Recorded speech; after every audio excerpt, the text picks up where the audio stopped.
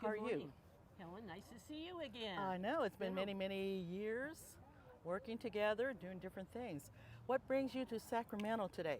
Well, today we're at the State Capitol building in Sacramento, and I'm part of the staff of VetArt.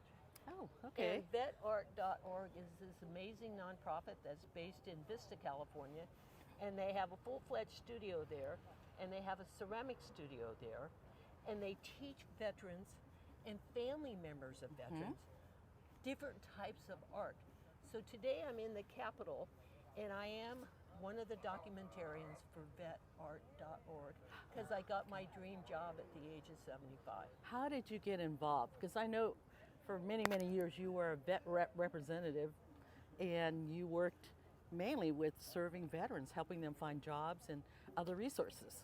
Well, when the pandemic hit, I couldn't get to the Media Center studio in Palo Alto because it was closed down like everything and everywhere else around the world.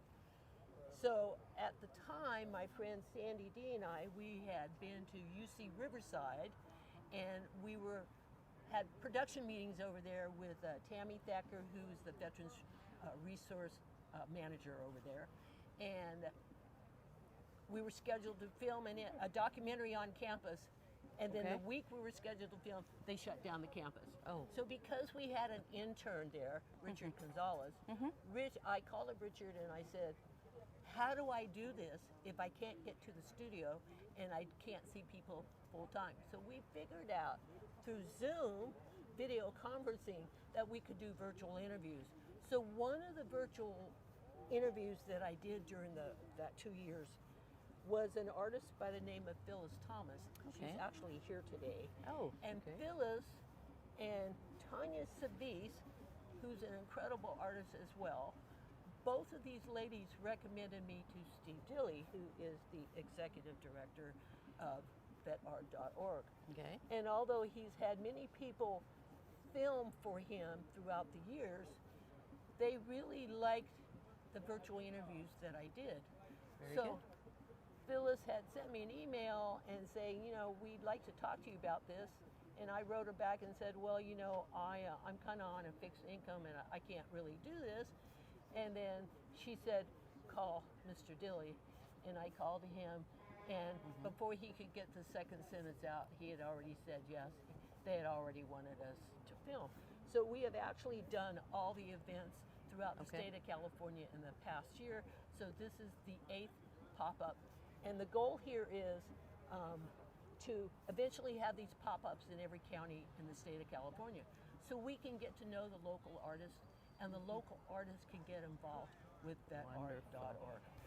Okay, well, I've known you for many years, and before you did this, you were doing videos for Veterans Helping Veterans TV. Can you tell us a little bit about that? How did you get started with that? Well, a long time ago, in my outreach to the veterans in San Mateo County, we had staff that was outstationed at the College of San Mateo. And they would often come into the office and they would say, Sheryl, we have these veterans on campus and they want to come into the office, but they don't really have the time to do that. Right. So I said, okay. So one of my partners and I, we made a pitch to the Mid-Penn Media Center in Palo Alto, and we said we would like to do this as an outreach to veterans at the College of San Mateo so we could get them into the office one time, so if nothing else, if they weren't looking for a job, we could at least give them an overview of potential services that they may be eligible for. That sounds pretty good. And you've been doing it ever since, providing and I've been doing services. it ever since. And it's gone through, many changes. So now I'm not, what was incredible about the pandemic,